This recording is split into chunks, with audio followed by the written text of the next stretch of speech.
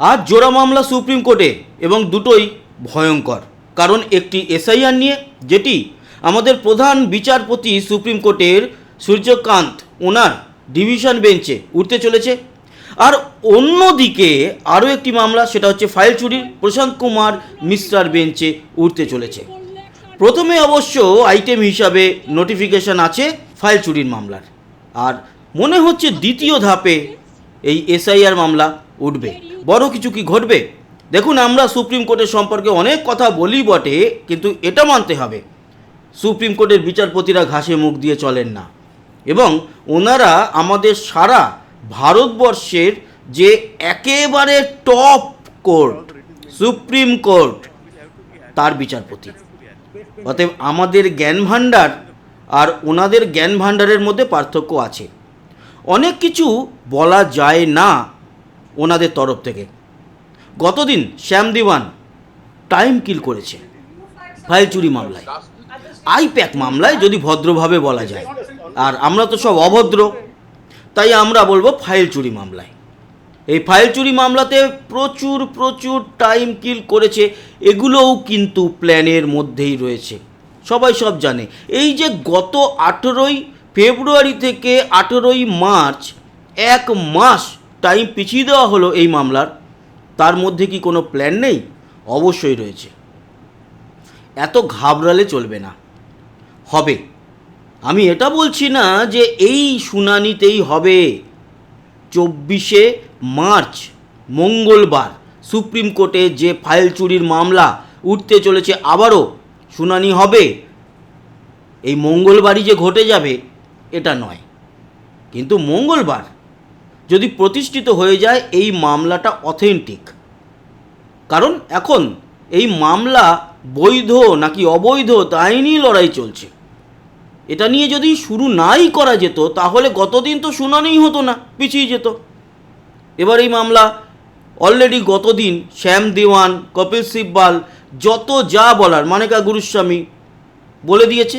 আবার কালকেও যদি ভ্যাজ ভ্যাজ করতে ওঠে, তখন অন্তত এটুকু ভারতবাসী হিসাবে চাইব যে sir Prashant Kumar Mishraji, my lord, এদের থামান, দরকার হলে বোতল ছুঁড়ে মারুন, বলুন এগুলো আগের দিন ঘ্যান ঘ্যান করে গেছেন।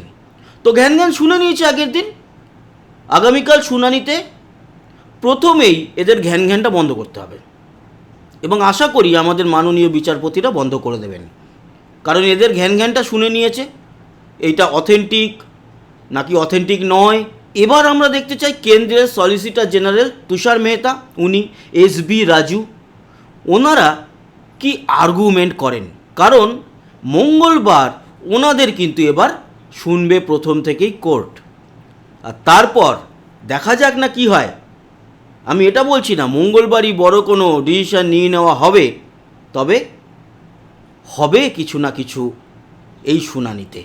তার জন্য অপেক্ষা, এবং তার জন্যই এই যে ভোটে দেখতে পাচ্ছেন, ইতিহাসে এই রকম পশ্চিমবঙ্গের ভোট হয়েছে হয়নি, যেখানে সব জায়গাতে এই রাজ্য সরকার ফেঁসে আছে। আমি রাজ্য সরকার বলবো না, আমি বলবো তৃণমূল সরকার। কারণ উনি রাজ্যের সমস্ত বাসিন্দার মুখ্যমন্ত্রী নন, উনি তৃণমূলের মুখ্যমন্ত্রী।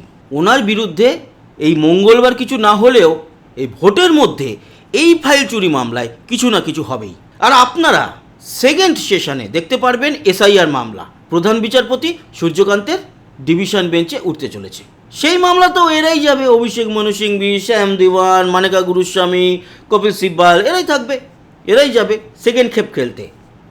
আর সেখানে গিয়ে তারা যেটা বলার চেষ্টা করবে সেটা হচ্ছে যে হুজুর, এই যে 60 লক্ষ নাম যাদের নিয়ে এখনও ঝাড়াই বাছাই চলছে, আজকের এই যে ভিডিওটা যখন দেখছেন গতকালকেরও হতে পারে, মোটমাট কথা 23 তারিখের সোমবারের রাত 9টায় প্রকাশ করার কথা ছিল তালিকা, যে 27-28 লক্ষ নাম ঝাড়াই বাছাই হয়ে গেছে, তাদের মধ্যে থেকে কতজন পজিটিভ কতজন নেগেটিভ বেরিয়েছে, সেই নাম প্রচার হয়নি। আমি অন্তত যখন ভিডিওটা বানাচ্ছি তখন বাজে হচ্ছে রাত্রির প্রায় 11:30। এখনও পর্যন্ত সেই নামের তালিকা আসেনি। কতজনের নাম বাদ যাবে জানি না, কিন্তু ভয়ানক কিছু নাম বাদ যাবে পরিমাণ সেটা আন্দাজ করতে পারছি। কেন জানেন তো? তার কারণ হচ্ছে ঈদের আগে শুক্রবার দিনেই নামের তালিকা প্রকাশ করার কথা ছিল। তখন অবশ্য 22 লক্ষের ঝাড়াই বাছাই হয়ে গেছে। ইভেন মুখ্যমন্ত্রী মমতা বন্দ্যোপাধ্যায় বলেছিলেন যে 22 লক্ষর মধ্যে 10 লক্ষ নাম বাদ দিতে চলেছে এরা। আরে বাদ দিতে চলেছে কি, বাদ যাচ্ছে। যারা অবৈধ তাদের নাম বাদ যাবে। আর এবার তো আপনারা নির্বাচন কমিশনের উপরে আঙুল তুলতে পারবেন না, আপনারা তো বিজেপির উপরেও আঙুল তোলেন। এবার বলুন যে জজ সাহেবরা এই ঝাড়াই বাছাই করছে তাদের উপরে আঙুল তুলুন, দেখুন না আঙুল ভেঙে দেবে সুপ্রিম কোর্ট। আগের দিনই বলে দিয়েছে যে এদের সম্পর্কে কোনো কথা বলা যাবে না। এবার তুলুন আঙুল একবারের জন্য। পারবেন না, আপনাদের অকাদের বাইরে চলে গেছে। ওই জন্যই তো ভয় পাচ্ছেন, বারবার বলছেন না এরা রাষ্ট্রপতি শাসন জারি করে ভোট করতে চাইছে। আরে হবে, আপনারাই সেই দুয়ারে নিয়ে গেছেন। তার কারণ এসআইআর যদি অন্যান্য রাজ্য, তামিলনাড়ু, কেরালা বা কেরলম, এই মুহূর্তে কেরালার নাম, সেই জায়গাগুলোকে দেখুন, সেখানে কি বিজেপি আছে, বিজেপির গভর্নমেন্ট, কিন্তু তাদের ওখানে সুষ্ঠুভাবে ভোটও হবে, এসআইআরও হয়েছে।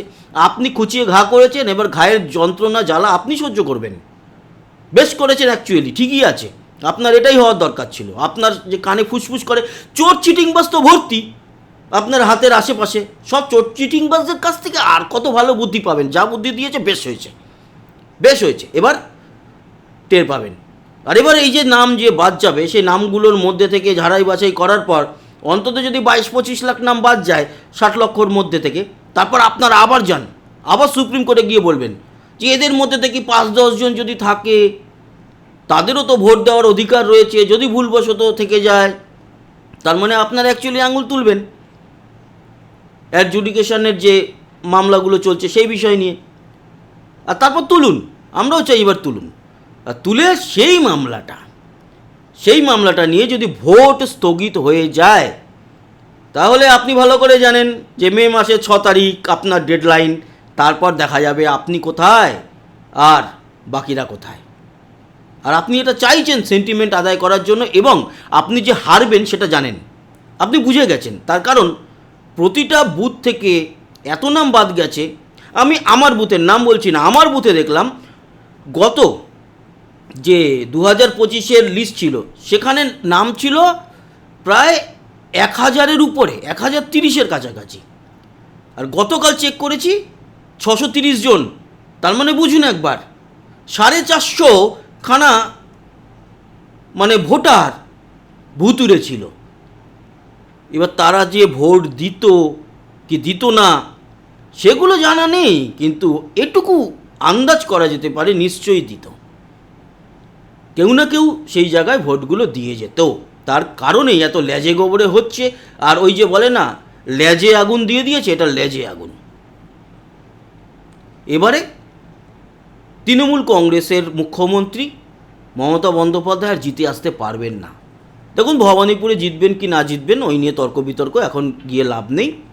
আর তার আগে উনি যদি জেলে ঢুকে যান এই ফাইল চুরি কেসে, তাহলে অবাক হওয়ার মতো কিছু নেই। কারণ যে কোনো মুহূর্তে যে কোনো রকম বড় ঘটনা ঘটে যেতে পারে। আজকে লিস্ট না আসার পিছনেও একটা বড় কারণ।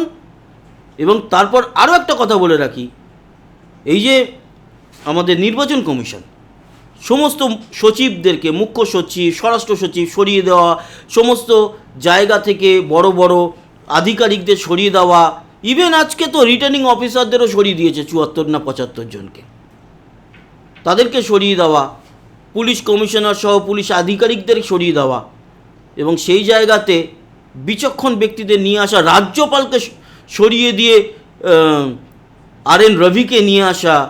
আপনারা কি মনে করছেন এগুলো কি একদিনের প্ল্যানিং, নাকি এগুলো কেন করা হচ্ছে? এগুলো করা হচ্ছে এই কারণেই যে ভয়ঙ্কর কিছু ঘটতে চলেছে আমাদের পশ্চিমবঙ্গে।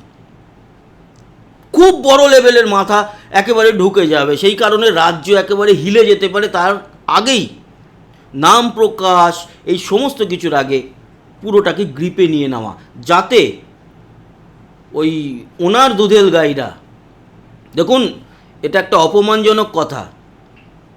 আমার মুসলিম ভাইরা বন্ধুরা সেটা নিয়ে অনেক ভালো নিজেদেরকে মনে করতে পারে অনেকেই, যা আমাদের রাজ্যের মুখ্যমন্ত্রী দুধেল গাই মনে করে। আসলে এটা গালাগালি দিচ্ছে আপনাদেরকে, আপনাদের কাঁধে বন্দুক রেখে চালানো হচ্ছে।